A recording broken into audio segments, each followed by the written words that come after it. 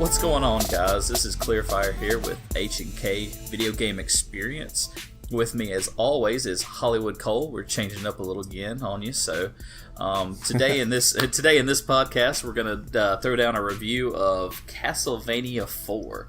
So hope you guys enjoy it. Yeah, Super Castlevania IV. So I hope you guys enjoy this. So what's been going on, Hollywood? Man, I've been playing. I actually kind of got off of games for this. This is like probably how many weeks has it been since we recorded one? Maybe 2 weeks. Not almost that long. 2 weeks. Yeah. 10 days or so. It's 2-ish weeks almost. So it took a little break, but I just wasn't feeling games, and I didn't want to force one on everybody. Same way I'm sure you were too. And I know we've both been busy, but I kind of got off of the games for a little bit. I was playing Octopath Traveler, got a little bored with it. Playing Mario Odyssey just with Jacob, and really God of War has been my go-to, and I just started getting back into it. Now I'm trying to platinum that game, and I had to play it today. I kind of just pretty much probably played for like 3 hours today, and I just put the headset in, and I got the surround sound going. It was pretty fun. But other than that, man, I really don't have much going on. Been trying to get in the Super NES Mini. Actually, I did start playing Zelda. I did post about it, the Link to the Past, just with the SNES Mini. Sometimes I go back there and play that, especially if I'm bored with the games. Those are a lot of fun to just turn on and just play for a little bit. You don't really have to spend a whole lot of time on them. Well, my Super NES Mini, I'm looking over here now, it's still on. I haven't even turned it off from when I've been playing Castlevania IV, so just left it on. Yeah, I've been playing it, and it's been fun, and I actually like the Super NES Mini. At first, I didn't think I'd like it because I've got a Super NES sitting up above it, and I was like, man, it's not going to be the same. But I actually enjoy having just those random games there, being able to turn it off and jump right back where I was on whatever game I was playing. So it's a nice little thing. I enjoy it. So I'm telling you, man, there's magic in a Nintendo product. I mean, even when you turn it on, the music, the way you navigate, the stuff that you don't even think about, but it's just something about it. They know how to just make a fun factor of just scrolling through the games on the system. Well, that menu is just so fun, and then getting to see the box art covers of all of them as you scroll through, you just have that nostalgia roll through, and it's just really nice. I really like how they did it, and I'm really jealous of whoever wins the NES Mini, because I don't have one of those yet. I'm really jealous of whoever wins the NES Mini from our contest, because they're going to have something that I don't have yet, and something that I actually do want now. Have you checked to see if it's like available, or is it still rare, or is it? It's still fairly rare. Like I haven't seen any. When I go into my GameStop, they don't have any more right now. Some of the Walmarts have some, but when I walk in and go in, there's none there. So it's one of those things of it's kind of hard to come by. Now I will say the Super NES Mini, I do see them now. They're pretty well out there, and in the wild you can find them pretty easy. But you're just looking at that nostalgia factor there. They're fantastic little systems. Yeah, I like the Super Nintendo. I mean, like I said, like we were talking about, we don't have an NES Mini, so I can't really speak to it. It's got 30 games, but I knew the Super Nintendo would be probably more up my alley, and I really do like playing that one. But I don't know if I see an NES Mini. It's kind of like the Super Nintendo Mini when they came out. Right away, it's kind of sold out for 6 months or so, and then you started seeing them pop up. I'm sure the NES Mini will probably be the same way, but I'll probably get one. Yeah, I'm probably going to try to get one as well too. So we'll just go ahead. I'll go ahead and talk about the contest real quick while we're thinking about it. Well, we got 2 of them still going, so we might as well talk about them both. Okay, so the NES Mini contest is we say the secret word. You guys send it to us. You get an entry. And if you like any of our pages or follow us on Podbean, it's ×2 multiplier all the way up to a ×8 multiplier. And this day's word is Alucard. Oh, very nice. Alucard. So Dracula spelled backwards. That's Dracula's son. So Alucard is the word. So just send us that. We'll get you entered. Yeah. And what's your contest? The other contest is for the Black Hole Bomb Mega Man Pop 8-bit pop from E3. It's the E3 2018 exclusive pop, and it's a very simple contest. If you've been listening to the podcast, you know the answer. The answer has been stated in several podcasts now, And all you have to do is respond to me or even to Hollywood on a private message. Hit me up, call me, text me, whatever way you have to contact any of us, as long as it's not on our Facebook walls, and tell us what 2 genre of pops I collect. If you can do that, I will send you this Mega Man Black Hole Bomb 8-bit style pop that was an E3 exclusive this year. Really simple, really easy. So just let me know, and we'll go from there, man. We'll send you out a pop. Cool. All right, so just to clarify, too, Alucard's the word. This is a separate contest, the NES one again. Alucard's the word. For this one, this is our 3rd podcast. There's 2 more right before this one that each also have a word. We're going to do 1 more after this one, so to have 4 words total, and then we're going to announce the winner. So sound good? Yeah, sounds good. Yeah, so probably 2-3 weeks from now. And remember, you can always go back and get those words and also get your entries. Exactly. You can send us all the words at one time, as long as it is before we record the podcast that we reveal the winner. If you get it to us after we recorded it, it won't count. So we apologize for that, but that's part of the rules. So, all right. So what you were talking about earlier, man, about the PlayStation, before we actually started recording, we were just talking about some games and stuff that we're playing. And I've been playing God of War, as I mentioned, and just kind of, it's really fun to get stuck on a game. Not stuck, but kind of sucked into a game that you just want to play that game, even though all the other stuff is out there. That's the problem with today.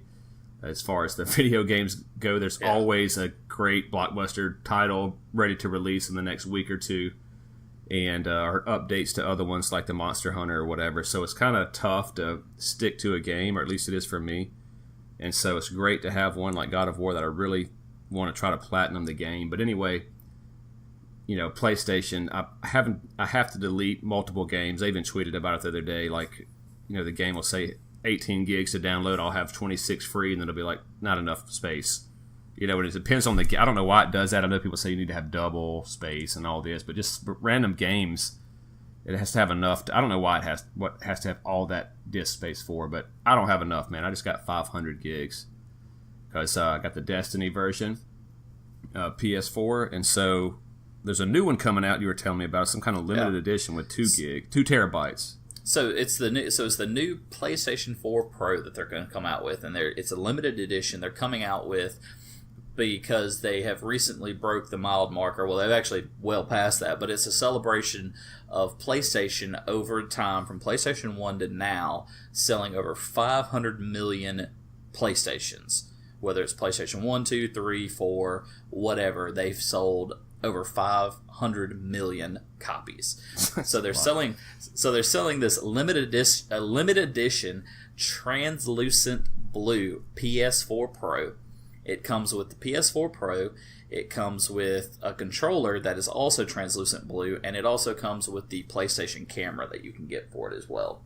Comes in this really nice collector's box. When you pull it up, it's got a sleeve on it, so it's kind of like, they really went all out on it, really nice. When you set it up, the PS4 Pro has kind of that tiered look in the front. It's got a little gold badge on it that tells you what number it is. It's limited edition. They're only releasing 50,000 units. I know 50,000 units, it sounds like, oh man, that's a lot of units. But you got to think about it. When it's a collector's item like this, 50,000 is going to be gone quick. So if I didn't have a PS4 Pro, I would be jumping on it. But, I'm throwing it out to Hollywood saying, man, you got to jump on this. It looks really cool. I think it's really neat.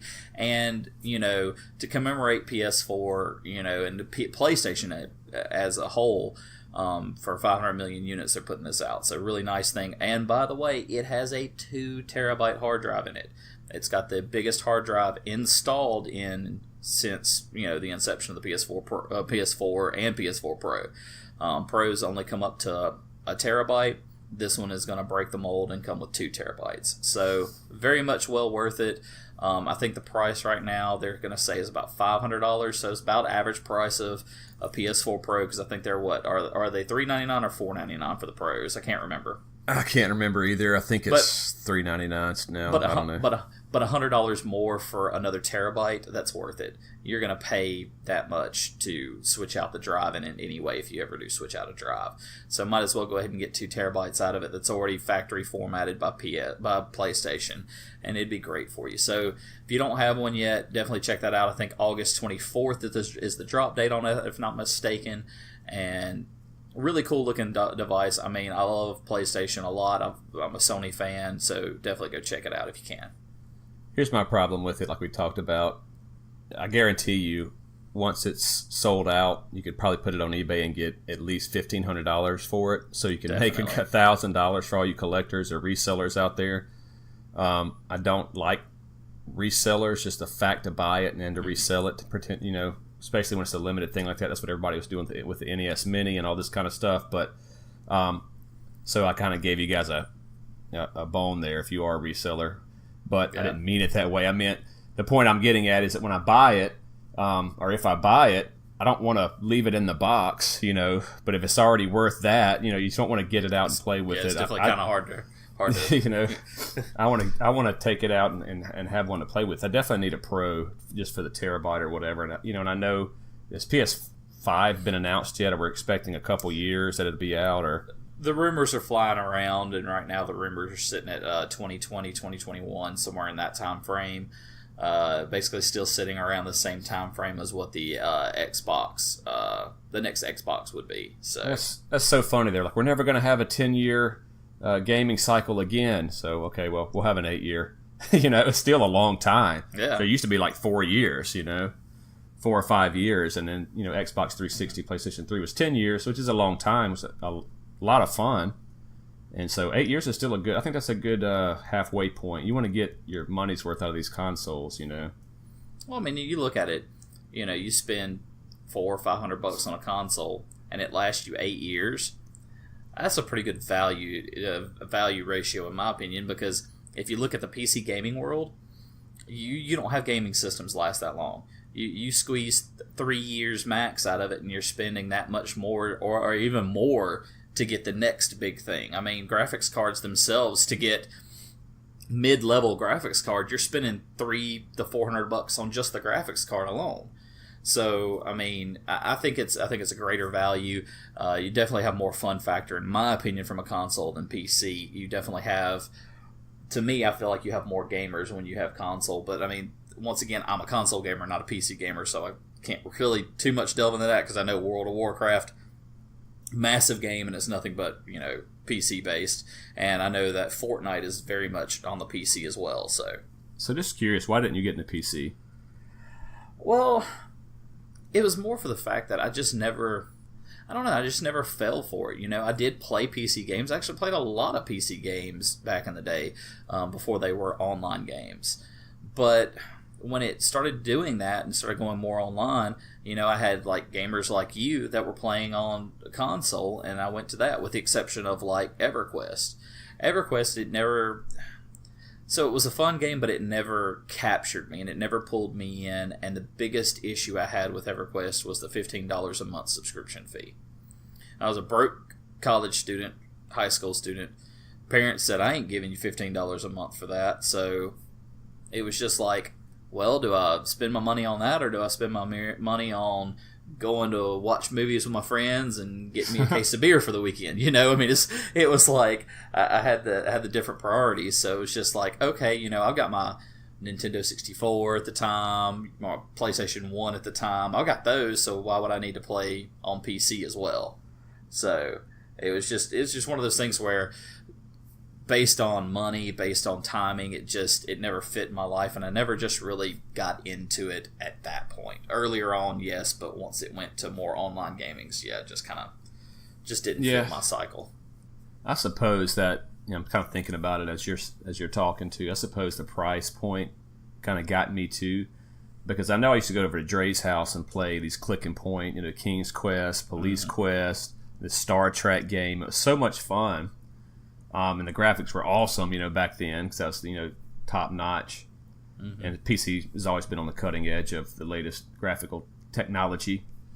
But But the console is just plug and play, man. I didn't have to. A lot of times, if you didn't know about computers, which we didn't back in the day, or I didn't, Windows 95 or something, and I was playing a game on there, and then a little pop-up would come up behind there, and it'd interfere with the game. It'd start slowing down, or I'm running something else in the background, and the game's not running at max performance, and blah, blah, blah. I mean, all these different things. You're just like, dude, how, I just want to be able to put a game in and play it. I don't want to have to check all my settings and check all these, various programs, make sure it's not going to Windows auto update in the middle of my game, this kind of crap. And that just kind of really got to me. But the plug and play, man, and the price, because even when I got to where I could buy a PC, I'm not going to do it just because I don't want to have to keep up with everything. I don't want to have to, I did play WoW and I did play EverQuest, and that was the only 2 real games that I played and got into. But how graphically demanding are they on a system? Exactly. EverQuest was pretty demanding for. Well, I don't know how demanding it is. That's going to be relative to what I know about PC. Obviously, everybody was running that stuff at max, gamma and all this kind of stuff, and I had basically an internet browser computer, and I had to put everything down on EverQuest. But World of Warcraft, so I actually bought a computer back in 2012. From a friend. He's just trying to get rid of it, and had a decent RAM and whatnot.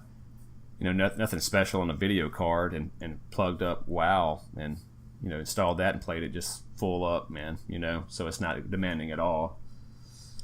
So, but games like that aren't demanding in comparison to your Destinies and your other bigger games like that. Sure.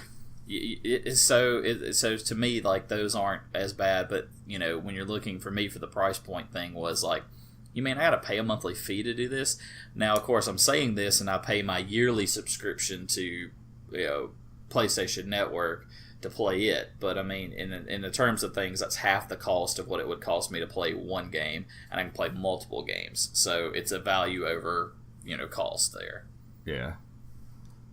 Cool. What else you got in the news, man? So something I just want to bring up that's very random and is pretty funny in my opinion. So Samsung just recently announced that they're going to release the new Galaxy Note 9. For most of us here, we're gamers, don't really too much care about phones. I do because I'm a technology person. But the reason why I bring this one up is because Samsung, a lot of the phones, they do the promotions where if you pre-reserve or pre-order the phone, you get some kind of bonus. Well, the bonus for this one now is your choice between a wireless AKG headset, which is a really nice set of headphones, pretty nice, or 15,000 credits in Fortnite. 15,000 credits. 15,000 credits in Fortnite. Now, the reason why they're doing this, you can buy pretty much anything at that point. You buy the phone for 15,000 credits? No. You buy the phone. You pre-reserve the phone, and as your pre-reserve bonus, you get 15,000 credits in Fortnite. The reason why they're doing this is because the Samsung Galaxy Note 9, by my understanding, is going to be the first Android phone to have Fortnite on it. Now, the reason why this is a big deal is because Fortnite is not releasing through Google Play. It's going around Google Play, which, of course, can create other issues that I'm not going to get into unless you want to hear a podcast on phones and security and all that great stuff, which you probably don't. But if you do, you can write me, and I'll do one of my fireside chats on that, and we'll make that I'll make that a thing on my fireside chats and get into the geeky side of technology for you. But I just thought it was funny that you can do that. And also, too, something else for the pre-order bonus. If you want both bonuses, you can pay extra $99 and get both bonuses. So you can get the headphones and 15,000 credits in Fortnite. The crazy thing out of this is just Fortnite going to mobile and being more available on mobile. It's a great idea as far as... I don't see it either. It's a great idea because it's a money grab. It's like, how much more money can we suck out of the game? So...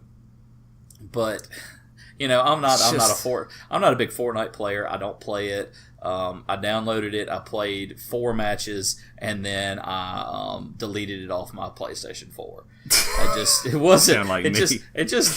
just didn't capture me. If I'm wanting to play a game where I'm supposed to shoot somebody, I don't want to have to build a fort while I'm doing that, because it just feels like it's just too much going on at one time. That's why I like the idea of PUBG. Now, I saw somebody across the map on Fortnite shot at him, and they built a tower like a snap of a finger, and they were in there. I was like, well, all right, that just eased on, man. I mean, I'm not going to go in there. Exactly, sniping. So it's just weird. And then I like the idea of PUBG. You've got H1Z1, which is now finally coming over to PlayStation from consoles. I'm not sure if it's not from consoles, but from PC. I'm not sure if it's coming on to Xbox. I haven't been paying attention to it that much. I haven't been paying attention to much because, like Hollywood, I've just kind of laid low from gaming for a little bit. I've had some health issues come up, and so I've had to deal with that versus playing games. So, but Fortnite is just this. It's just weird because it's captured so much right now. I mean, on top of that, right now, since I'm speaking about Fortnite, something else is in the news is parents are paying quote unquote trainers to train their kids in Fortnite and paying them like $20 to $30 an hour. I need to be a trainer, man. To train, to be a mentor and teach these kids how to play Fortnite and become a better Fortnite player. What is the deal with this game, man? It's just, I mean, let me just give you my experience real quick. I don't get it. I did the same thing you did. I turned it on, and it's cool. I like the characters. I like the dances. I like the riding on the bus. It's the music. I get the concept. You drop off. Try to collect your gear as fast as you can. Try to hope you get something cool. So it's a little loot fest right at the beginning. And then you try to, the only way you can get into the action is you got to run to the circle, where the storm is going to come in. So it's a battle royale. So it's a big stage. You can go the whole game and not see anybody if you want to. But it starts shrinking in. There's a safe zone on the map. It's a circle on the map. Everybody just goes there at first. That's the way you're going to run into people. And the object of the game is not to kill. There's no rack and stack at the end that I could see. I did get like 5 or 6 kills one game, and I didn't get. I mean, I don't know what I killed the last guy and everything. I don't know what I ranked amongst everybody, but anyway, you go to the circle and there's a dotted line across that tells you this is enemy territory, is your territory. You can go anywhere, but the only way that I found to have a little bit of enjoyment is to drop down and go around the circle to the enemy side and try to sneak up on them that way, but. It's just kind of a time suck. I literally tweeted about this just like 2 days ago. So funny you said that.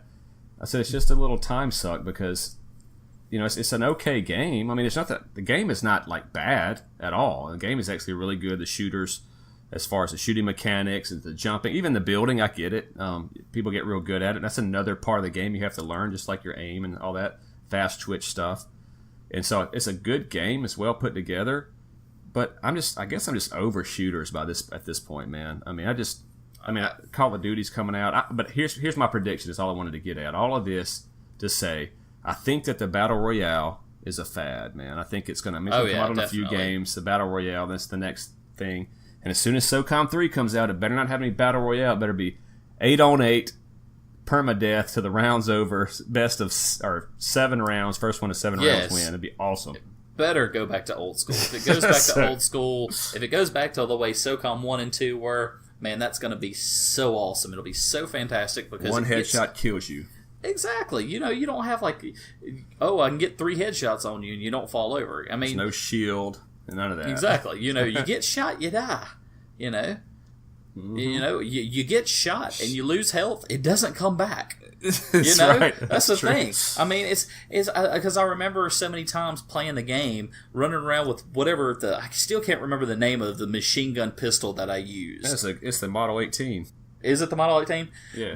Shooting somebody, and no matter what, I'm killing them, or I'm taking off a massive chunk of their health, and then I go find them somewhere else later on the map, and they're running around with like a sliver of health still. You lose health, it doesn't come back. That's still one of those things that kind of just baffles me. It's like, okay, I get shot, but wait, look, my health bar comes back after I get shot. No, you shouldn't have health bar come back.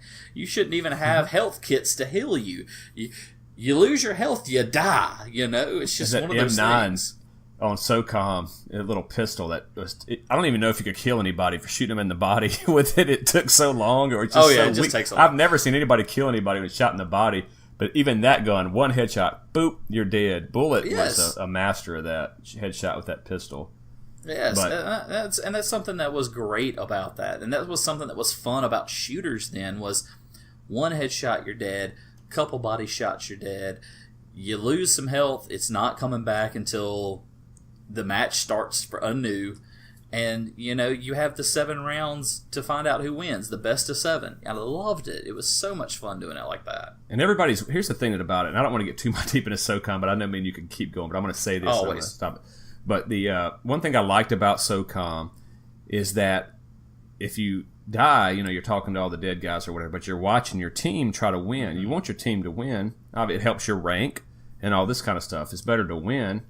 It helps your rank. But anyway, everybody's watching you, so if you're that last guy, everybody's watching you. So the point is, the guys that are really good at the game get credit because everybody's watching you play, and they know, like, hey, this guy's actually really good. Instead of just everybody running around.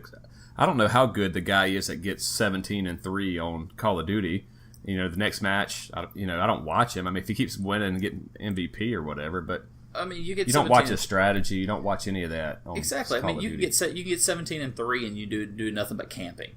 Or are you the guy that runs, that Leroy Jenkins it and goes out there and just goes to the wall and you're getting 17-3 and you Leroy Jenkins. If you can Leroy Jenkins and get 17-3, that's pretty awesome because that means you're having some strategy. I like that Leroy Jenkins. We got to keep that alive, man. It's dying. You at least have some great skill, or you're just the luckiest person ever if you're Leroy Jenkins and getting 17-3. It's just one of those things that's just awesome. Some people might not know who Leroy is.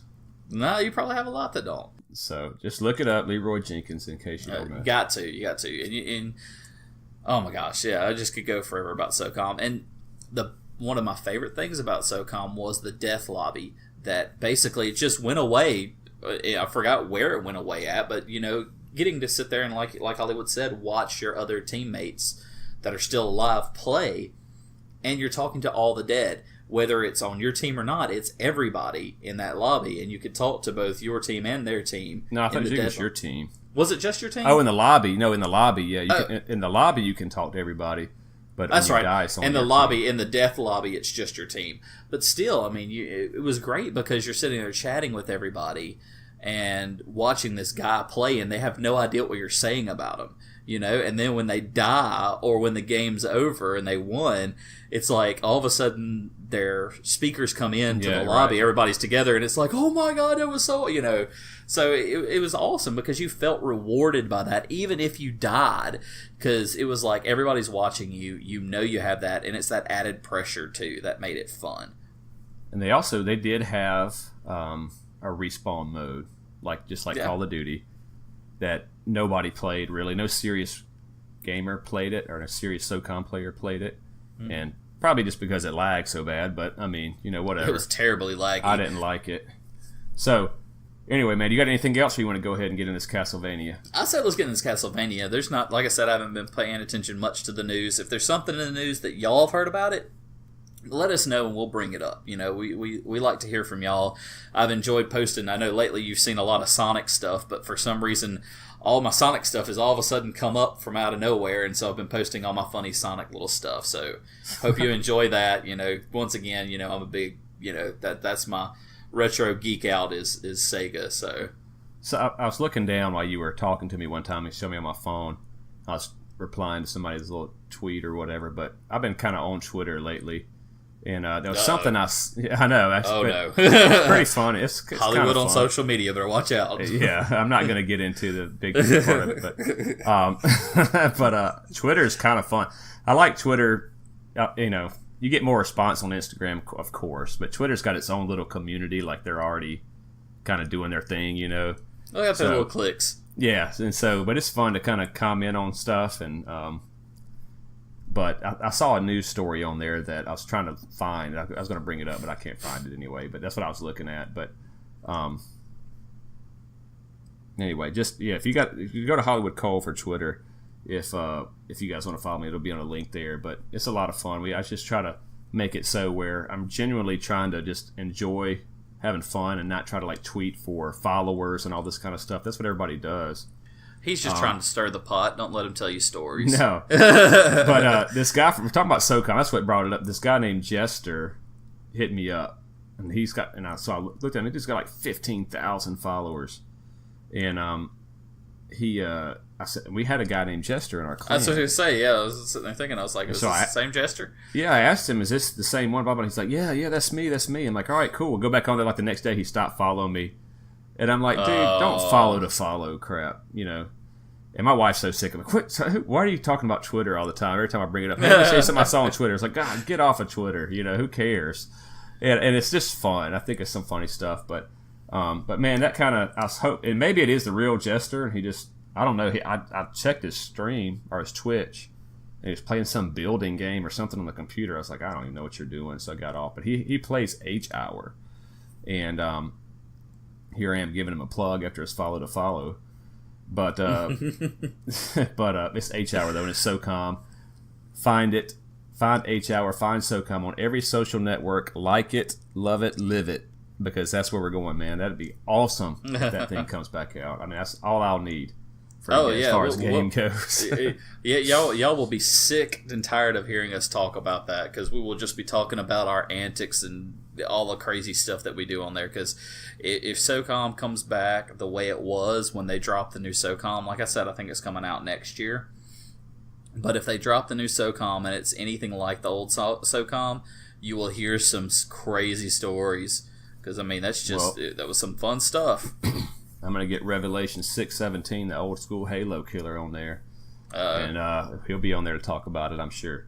But anyway, man, we always do this. We always get on this little thing. So let's get back to we get on tangents. What we're here Castlevania, Super Castlevania 4. Let me make sure I say that right. I don't want to get called out. Because it's funny, because this was in the day. This is what they did. So it's Castlevania 1, 2, 3. Then Super Castlevania 4. Then you got... what's another Super Metroid that comes out? You know, I had so many of these in my head. Oh yeah, I know. It's just like Super Soccer, Super Tennis, Ghost and Ghouls. Super Ghost and Ghouls. It's just the name of the game with Super in front of it, and it did the same thing with the N64. Mario 64. F-Zero 64, Donkey Kong 64. Yeah, exactly. I'm surprised they didn't call it Super Earthbound or Super. Well, they called it Earthbound 64. This is what they do, man. They're so creative at Nintendo, and then they come up with a Switch. So I don't know what it was back then. Why didn't we have Zelda Switch then? Yeah, exactly. Zelda Switch, Mario Switch, but anyway. So Super Castlevania 4. And I got to tell you, man, this game is like considered a classic and a must-own by a lot of Super Nintendo owners. And I will say it is a classic and it's a must-own, but I am just not a fan, dude. I am not a fan of this game. What did you think about it? We agree on something. Okay. So we'll get into that in a second. Hold on, I just want to just kind of give some preemptives here. So how it got built up. So where do we come to this conclusion here? Not conclusion, but where did we come to this idea? Castlevania 1. First time I ever played it. I want to just touch on these for a little bit. Castlevania 1. We got to have a little history. Yeah. So NES, I don't know when it came out. It's 87, 88, I don't know. But Castlevania 1, a friend of mine named Chris Adams, dude, from way back in the day. Way back in the day. I haven't heard that name in a long I think time. He moved to Maryland or something, yeah. And, I mean, it's been like 30 years since I've even heard from this guy. But anyway, we went to his house. He had an Atari 2600 and a Nintendo. An Atari 2600, we would play that battle game. Mm-hmm. Was it called War? I think it was called War. We loved that game, but he had, hey, you want to play Castlevania? I was like, yeah, sure. And you plug it in, and just like everybody, their first time to play it, it's just immediately brings up, werewolves, Dracula, mummies, the whole awesomeness that it is. And just like everybody else, I think Angry Video Game Nerd even said it, and that's what I used to love about watching his shows, is that he kind of brings up stuff that you remember as a kid. And I thought the exact same thing, but when you get to that first bat, you think it's Dracula, and it's not. It's the first boss. You don't know about bosses. You don't know about stages, really, and this kind of stuff. It's the first thing. All right, Castlevania 2 comes out, It's more open world RPG. A lot of people hate it, and I don't hate it at all. I think it's kind of cool. I like that. I think it's the first kind of... and by the way, Castlevania came out May 1st, 1987. Okay. And Castlevania 2 was more of a RPG-ish type, and I thought it was pretty decent. Of course, it has some, nuances in there about changing day to night. Yeah, granted, that's kind of annoying, but I mean, it's not really that bad. I mean, you don't really think about it while you're playing it.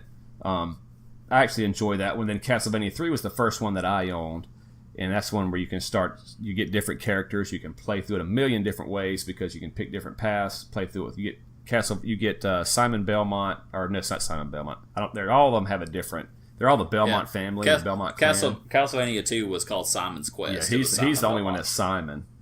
The other ones, I don't know who it was. Trevor, I think, in Castlevania 3.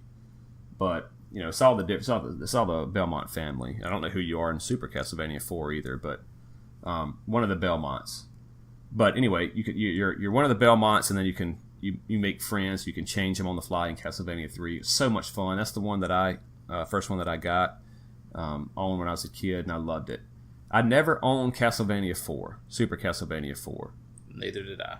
All those old school NES ones I just talked about were just diehard classics. I mean, they are must own. If you play Nintendo, if you call yourself a gamer, you better play Castlevania. Yeah. So, and you're Trevor in 3. Yeah, and so anyway. Classic game. So Castlevania 4, I remember renting this again from Video Visions. I just always say Video Visions. I don't know which one I rented it from. Probably Rogers. I rented it from Rogers. I was going to say either Rogers Rentals or Video Visions. So Pops didn't last too long. So yeah. So I rented it, played it, and I just kind of like, all right, whatever. And got it on the. So that was back, way back in the day. Tried to give it another chance back, maybe in 2012, so really recently as an adult.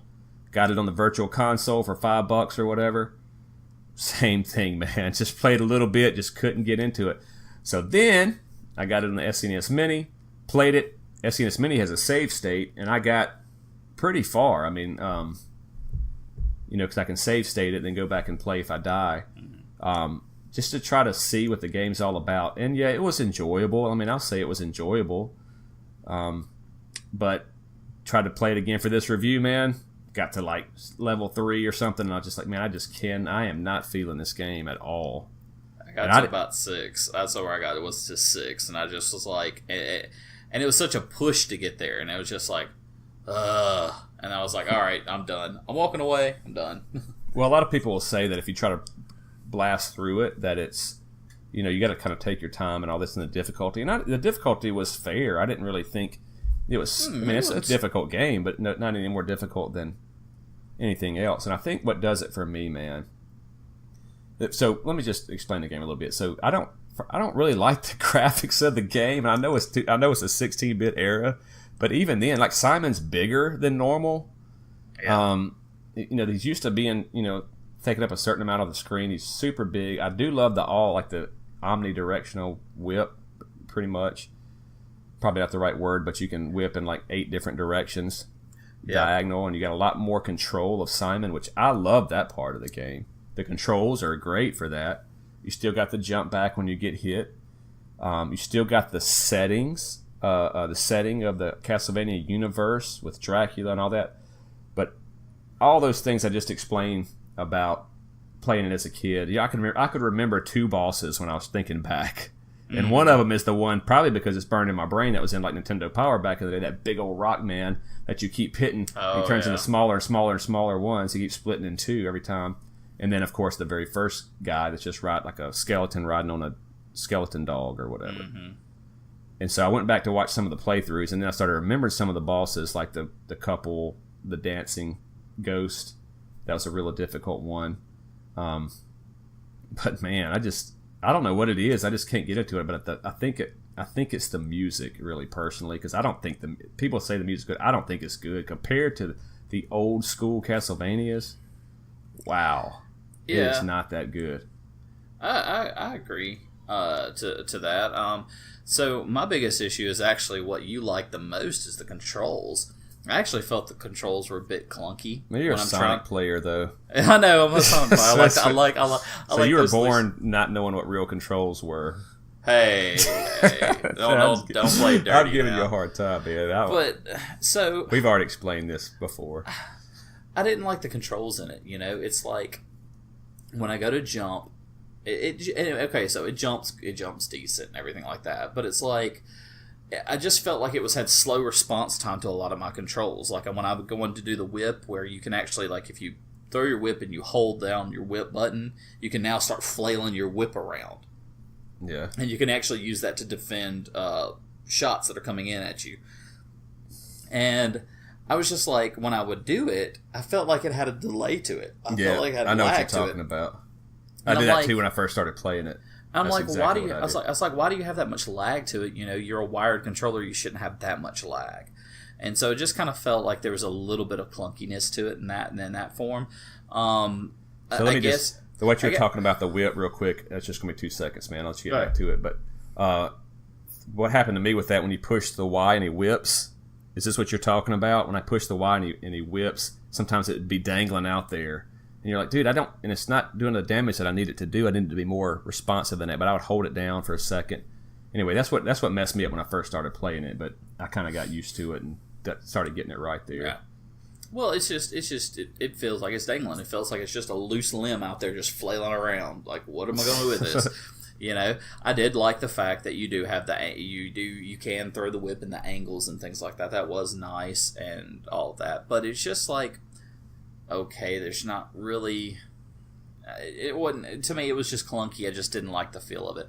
I guess once again, if we get really back to it, I play with a scuff now. I'm used to having paddles on the back. I'm used to having that different feel. I guess adjusting from modern to retro is just I lag in it a little bit, but just didn't like it. I mean, I did get all the way to about level 6 without dying, or without losing all 3 lives, but it was just one of those things I just wasn't too happy with that way it felt. And the other thing that kind of bugged me is so you're running through here. If you get hit, of course, you lose some of your health and everything. But there was no determinate time of when you would have items drop that would heal you. It was just random, never really, okay, I know if I go over here, I can get, a piece of meat to eat to heal me. So if you lost some life, it was like, oh crap, I might have to go through this entire board with lost life. So that was kind of, okay. Yeah, you got to bust the walls and all that. Yeah, hope it's hidden in there. Exactly. And then so it was just kind of about that. I did like some of the secondary weapons. That's nice and everything. But I think it's kind of odd that, you get secondary weapons and for you to use them, you have to have hearts. Well, in almost every other game, hearts heal you. In this one, hearts are what you use to use your secondary weapon. So it's just like, to me, that was like, why are you being so against the norm on that? Which, I mean, okay, great. You have to have some way to mark, the use of your secondary weapons. But when I get a heart, I'm expecting to get healed. That's almost one of those expectations, And that wasn't happening, because hearts are basically the equivalent of mushrooms in Super Mario World. Because that would be your equivalent right there. So you're just not getting that heal, and it's just like... That was just kind of weird for me. It's like, why'd you have to use hearts for your weapon marker? They've been doing that since the first Castlevania. I think the Castlevania, what really is weird is the Castlevania, I'm trying to remember it off the cuff here, Adventure, I think, for Game Boy, which would have come out before this. A heart was life. So they kind of switched it up that way. But all the other old school NES games where hearts were items, so I guess that just didn't really faze me. That's just kind of what it's used to. Well, I guess just from not playing Castlevania for so long and not just having it fresh on my memory, that was just just playing it, just trying to have that fresh experience, because I want to make sure I have a good fresh raw experience for us for the podcast here. So I mean, and to Hollywood too, the music, okay, yeah, great. it fits into where you're at as being part of Dracula and everything, but it's kind of out of place. It's like it fits, but it's out of place at the same time. It's just not. Well, so I could think of tons of other Nintendo games, Super Nintendo games, The music is flawless. Super Mario World. When you play that, you get on top of Yoshi. You know you're on top of Yoshi because you have that little kind of like drum more music or whatever, and they have that different music every time something happens. When time starts running out, you have, you know, the speed up music and everything. It just had the whole environmental thing, and it's like, okay, Castlevania, were you just trying Super Castlevania IV? Were you just trying to relive Nintendo and relive your old Castlevania ways, or were you actually trying to come in? And to me, I felt like that the graphics on Castlevania IV were too much like Castlevania 1, 2, and 3. And they didn't do enough to come to the new environment. Because you take Mario, for example. Look at the way Super Mario changed from Nintendo to NES. You know, that's just one of the fresh ones I have off my mind that were on both.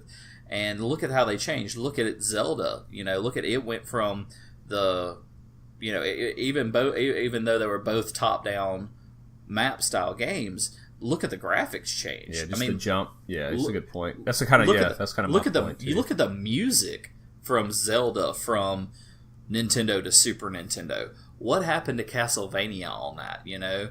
Well, let me focus on the music here for a minute, since keep coming back to it. And if I can find a way to bring in the music here, I would, to just show you guys the difference. I mean, you got songs like Bloody Tears and all these. I mean, look at Super Guitar Bros do a medley for Castlevania, and Castlevania 3 is just beautifully well written, masterfully written music that puts you in the place. And I think this one does too, but it's not masterfully written, I don't think. But people love the music, but you know, that part that's like da da da da da da da da da da da. I mean, it's like that does not get me excited. It feels like it's a copy and paste from Nintendo to Super Nintendo. I don't think so with the music, because the Nintendo music was awesome, and this music sucks. Well, that's what I'm saying. It didn't grow anywhere, and you know, I don't think. All right, so I did get a hold of some music, and so I'll give you guys some examples here. So I want you to listen to Super Castlevania first, and then I'm going to give you some NES examples. And just kind of listen to the upbeat, you know, kind of, I don't know, it just sounds better to me on the NES, just the kind of overall feel of the music versus the SNES Castlevania version, Castlevania 4, but obviously the sound quality in terms of just the amount of different sounds that can be presented at one time is better on the Super Nintendo, but just the writing of the songs, I think it's just not quite the same. I don't think it's up to par. And I'll let you guys judge for yourselves, of course, but I'm going to play you a couple of Castlevania 4 songs, and then I'm going to put in some Castlevania from the NES to end with Bloody Tears. And to be fair, the Super Nintendo version did have a Bloody Tears as well, and I'll close out the whole podcast with that one so you guys can compare them. So enjoy.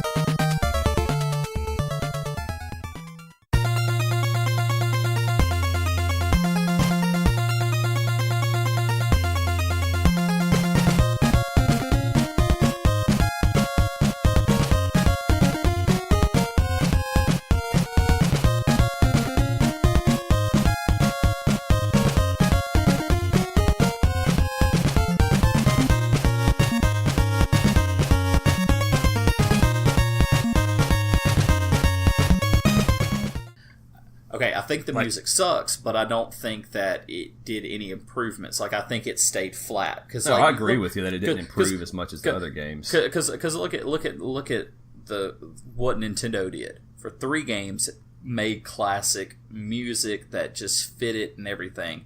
And I feel like they tried to basically take what they did with 1, 2, and 3 and just dump it onto 4. You know, and with music, everything, because it's like, there's just too much. It just didn't feel like you didn't grow enough going from one generation of consoles to the next. I mean, come on, look, you doubled your graphics. You went from an 8-bit to a 16-bit format. And it still kind of looks the same. I mean, yeah, you've got a little extra in there, but you still have, you know, you don't have that sharpness that you got from Mario to Super Mario, from Zelda to Link to the Past. You know, you don't have those nice changes that just made it look better. So no, yeah, I agree with that. I mean, but it is real early in the console. But I mean, so was Zelda, so was Mario. I agree 100%. And they didn't upgrade as much as they did Mario 3 to Super Mario World to Zelda. Obviously, Link to the Past. One game that we played better than Zelda 2. Crazy when the Super Nintendo first came out. Pilot Wings. Look how good that game looked. It looked great for what it was. It looked great, but yet look at Castlevania. I don't feel like they stepped up to the plate, you know. And it was so funny because it's like I played the game before I read like what the critics had to say about the game. So I wanted to make sure that I didn't have any sway.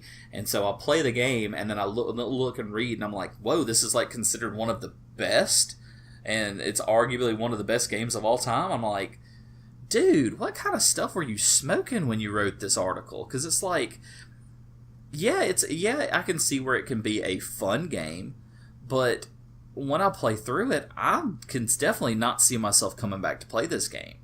You know, I don't feel pulled in. Link to the Past.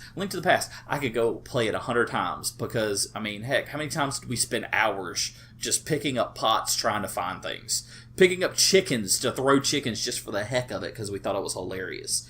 You know, just little things like that. And I don't think that Castlevania 4 had those pieces in it. I mean, it didn't capture us enough for either me or you to buy it. I mean, that's a big sign to me right there. That's true. Yeah, I mean, it is considered a classic, and even people that do consider it a classic will usually tell you that there's a lot of nostalgia involved, because I'm sure a ton of people bought it because it's Castlevania. And that is one of the Konami, but it's still, I mean, I bet a lot of people would consider that a Nintendo IP. It's actually Konami. But, yeah, you know, it's always been on Nintendo consoles, and that's it. They've had some on PlayStation now. But, actually the Lord of Shadows that came out was sick. I love that game. Castlevania Lord of Shadows, Xbox 360, probably on PlayStation. It is on PlayStation 3 as well. Awesome game, great story and everything. Then here comes Lord of Shadows 2, where you get to play as Dracula, and you're fighting like robots and stuff. It's like, dude, come on, man. Who's going to play that? Or who wants to play Dracula when you're going to be fighting robots, or mech? It's so weird. Yeah. So yeah, that's a great point though, man, that we never bought Super Castlevania. I had no desire to get it, even though we played it, but it's still kind of like, okay, I was the same way. It's Castlevania, great, let's get it. But we did not, and so I don't know what it is, man. I go back and play it. Between the two of us, we had the 3 Castlevanias on Nintendo. Yeah, so just shows you. To me, it shows us just. It didn't have the fun factor. Didn't have that replayability. So anyway, but I mean, we needed some solid points about why it didn't have that replayability. I don't really know any. Didn't have that replayability. I don't really know any other than I don't think the graphics were that good. I don't really care about that.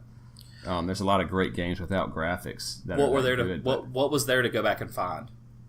Well, I'm just saying there's nothing memorable about it to me. That's what I'm saying. I mean, most of the things that when we went back and played, we had to find things again. Because, like, let's just take Zelda, for instance. You didn't always find everything in Zelda when you played it the first time in A Link to the Past. You hear from other people, hey, did you find this? And you're like, wait, no, I didn't find that. And you go back and you play the game again to try to find that. It didn't have those secrets in it. There weren't any secrets. I mean, yeah, here's one for you. It kind of plays on that point you're talking about. Castlevania 2, the RPG-ish one, whereas that's kind of the first attempt at this Symphony of the Night type, which is a whole other game that we need to get into at one point. It's one of my favorite games ever. It's a Metroidvania type, obviously. They tried to start doing that with Castlevania 2. It wasn't as good, of course, but it still was fun. There's different ways to play it, just like you're saying. Castlevania 3, there's different ways to play it. You can get different characters at random times. You can go through the game not finding a character. You can say, I'm going to go all the way through it with the little wizard or the little thief. Sorry, I don't remember their names. Grant or something like that's the thief, and the wizard starts with an S, I think, but I can't remember. But then Alucard, you can get Alucard as well. Mm-hmm. Different ways to do it. And then Super Castlevania 4 comes out one way through.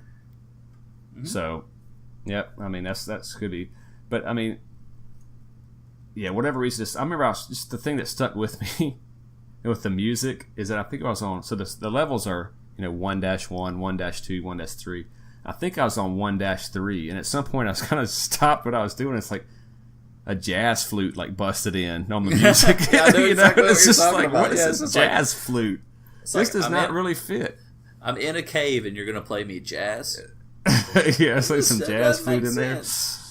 But I was like, man, I just don't get it, man. So that's my take on the game, man. And I know that usually if you tuned in for a Castlevania 4, Super Castlevania 4, really to relive and enjoy, and I hope you do enjoy it. And there's nothing wrong with the game. So let me just clarify here.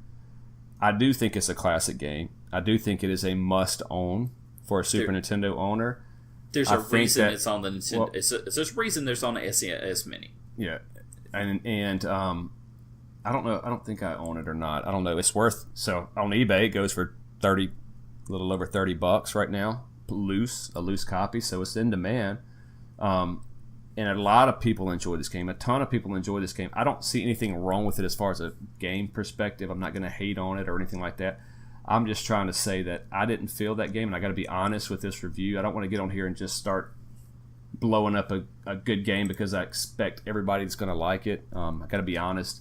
It just didn't stick with me for those reasons that we mentioned, but I can certainly see the fun factor in it for other people. And it is if you feel like it, I can go back and play it through. I do kind of want to finish it just to say I did. And but it's not one that strikes me like, oh, I really want to play Super Castlevania right now as much as it does Zelda, Final Fantasies, any of the other ones. Super Metroid was a phenomenal game we already reviewed.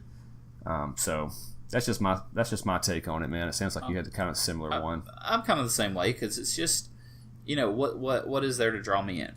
Don't get me wrong. I'm a big fan of vampires, the Dracula storyline. I love vampire movies, love vampire shows, all that kind of stuff.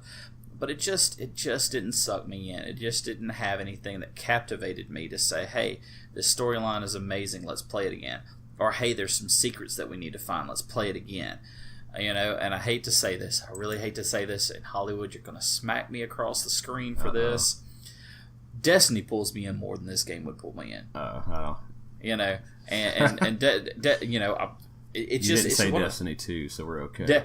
Destiny 2. Even Destiny 2, because that's funny because, I actually had a fun time playing it last night. I played it last night. But it's just one of those things where it's like, is it a classic game? Yes. I'm not denying that. Yes, it's a classic game. It has its place in history. There's a reason why people say it's a great game. There's a reason why people have their opinion on it.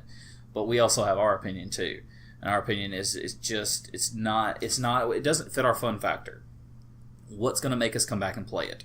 What is there for me to find? What is there for me to do? I mean, I remember one of the Castlevanias, if you type in Alucard as your name, it's a secret thing that you get to do something in. Am I correct in saying that? I know you can type in. I don't think that's correct. I think you're thinking about probably because I named myself Alucard every time I played Symphony of the Night when you were over there. So you probably thought I was so good at playing it that I had to have some kind of cheat code involved. Who knows? But no, one of the cheat codes for Castlevania 3 was help me, and you get 10 lives instead of 3 or whatever. So, and there may be one that I'm unaware of, but I can't remember. And there might be, but it's just one of those games that, we felt like, okay, we can just go rent this from the game store, play it, and then put it back and not have to worry about it. We're not going to be killing ourselves to try to go play it again. You know, we're not going to be worrying about playing it again. If we want to play it again, we'll just go rent it again. You know, it's one of those things. And from what I played of it, you know, there's only 11 levels in it, I think, if I'm not mistaken. Not sure, to be honest with you. I've never gotten... I don't know how far into the game I am. I think there's 11 levels in it. So, I mean, when you're looking at that, 11 levels, I played it for 30-ish minutes, maybe an hour tops, and I was already at 6. So, I mean... Well, that's just standard for back in that day, you know. But I know. Most games back in the day... There's no save, is it? Yeah. I mean... Not that I remember. It's a password. Well, you have the passwords. So you get a password, and you do have a continue, but if you turn your game console off, then your continue's gone. You've got to use your password, kind of like the Mega Man passwords and stuff. But... It's designed to be able to play through in one, if you're good at it in one sitting. So it's supposed to be a one-sitting game, but it's just like, you know, with Mega Man X... You're supposed to be able to play through that in one sitting. It's a good game. I'll crush that in one sitting. But it's a blast. You'll go back and play it again. That's one of the best games ever. Well, yeah, I hate to compare it to that. Well, no, I'm just saying. The thing is, you know, if we're talking about people that say best games ever, people say that this is arguably one of the best games ever. Yep. Look at Mega Man X. Mega Man X is by far, I love that game. That's on the top of my list at all times. I mean, Hollywood can tell you this is one of the games I just loved all the time. Loved playing it. And I'm sorry, but Castlevania 4, Super Castlevania 4. Make sure I say that right so I don't offend anybody out there. But Super Castlevania 4 is definitely not one of my favorites. What do you give it out of 10? What out of 10? Maybe a 4 or 5. Oh, I mean, seriously, dude. I'm seriously. Okay. What would you give Mega Man X? Mega Man X is 10 out of 10. Okay. That's my 10 out of 10. I'm sorry, it is. It's one of my 10 out of 10s. I love it. Would go back and play it all the time. I mean, heck, I got it on my Nintendo Switch, so I can carry it around and play with me because I like it that much. I would still give Super Castlevania, probably a 7. I mean, I think it's a decent game. It just never gripped me. Honestly, I probably would give it close to a 6. You know, I don't know if I could go to 7 on it. But I could probably give it about a 6. Just because, could I play it? Yes. Did I hate it? No. Well, I mean, did I hate it? No. Do I just not really care about playing it again? Not really. I don't really care about playing it again. Yeah, and it's hard to go back since we didn't play it at the beginning. And usually here on the HnK video game experience, we always talk about our experience with the game at the beginning. And this is our experience with the game at the beginning. But you usually have some nostalgia mixed in. This one, not so much, but I mean, that necessarily, to me, that gives me a more honest review because Super Metroid, I had no nostalgia. I think that's a great game. I love that game. And there was no nostalgia at all with that game. So I played it just about as much as I played Super Castlevania. So I just get frustrated with Super Metroid. That's all my problem was with it. You know, it looked cool. I mean, I'm not gonna lie. I like the graphics in it better than I like the graphics in Castlevania 4. Well, I always like those. If somebody puts a review about an indie game that says it's a Metroidvania game like Hollow Knight, and I still got to go back and play. Everybody loves that game. Hollow Knight still looks a lot of fun. It's a Metroidvania, and so I got to play it at some point. Everybody raves about it, and I'm sure I'll like it if it's a Metroidvania, which it is. Mm-hmm. Say Metroidvania again. I can hear my wife saying that as soon as I play this podcast. Oh yeah. But anyway, closing thoughts. Well, one thing, it's more news than closing thought on this, is one thing I want to add since we're talking about Castlevania is I want to let y'all know that in Super Smash Bros. Ultimate, because that's a game that's near and dear to my heart, that's fixing to come out in December for the Nintendo Switch, you can actually play as Simon Belmont or Richter Belmont. They're actually adding those two characters into that. So I just wanted to add that note in there. And they play just the same in every single Castlevania. I wonder what they're going to be different. So I wonder how they're going to be different. Well, it looks like it's going to be pretty interesting. I'm sure it will. It's just interesting. It's cool. Yeah, adding another character into that. But closing thoughts, you know, Castlevania 4, you know, probably for its time, probably was a nice game. Nothing that really captivated me. Didn't captivate me then enough to either beg my parents to help me get this game or collect enough money to go buy this game on my own by doing chores around the house, but did capture me enough to go rent it at least. Even now, I'm not aching to go over there and grab my controller and play it again. So too many iffy things for me on the game. A lot of other people probably are gonna differ from me on this, which I'm fine with. I like that. I like having different opinions, but it's definitely not a top game for me. Sorry, guys. All right, cool. Well, there you have it. Hit us up with the word Alucard to get your entry in for that NES mini contest. And follow us on Twitter for some interesting game chat. Also, let us know what we can review next time via Twitter, Facebook, or whatever. If you just know us, hit us up with text or something. We're all good with it. And we'll try to get that on here. So, don't forget about the Mega Man Black Hole Bomb pop that's also up for contest. All you got to do is tell me what two genre of pops I collect. All right. Appreciate you guys listening. Take care, everyone.